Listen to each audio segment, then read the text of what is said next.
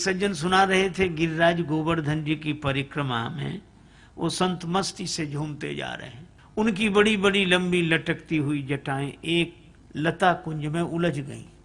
संत वहीं खड़े रह गए। किसी ने कहा कि बाबा क्यों खड़े हो, ये जटाएं सुलझा लो फिर आगे बढ़ो। तो कहने लगे हमने उलझाई नहीं है जो जटाएं सुलझाएं।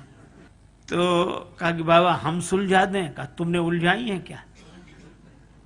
फिर बोले जिसने उलझाई है वही सुलझाए, जिसने उलझाई है वही सुलझाए। सब लोग धीरे धीरे चले गए, बाबा अकेले उसी भाव में मगन होकर खड़े, जिसने उलझाई वही सुलझाए। दूसरे दिन सवेरे भगवान श्री कृष्ण प्रकट हुए। भगवान ने कहा कि बाबा हमने उलझाई, हम ही सुलझाए देते हैं, अब तो चलो। बाबा उन्हें देखकर बोले कि आप कौन हो?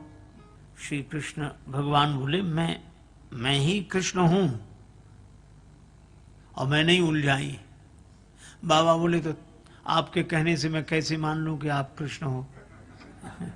अरे मैं स्वयं प्रमाण हूं। स्वयं के प्रमाण से थोड़ी, कोई दूसरा गवाही तो दे। तो किसकी गवाही चाहते हो?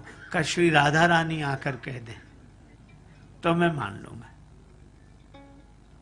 भगवान कृष्ण ने कहा ठीक है, ऐसे भक्तों से तो हम ही हार जाते हैं।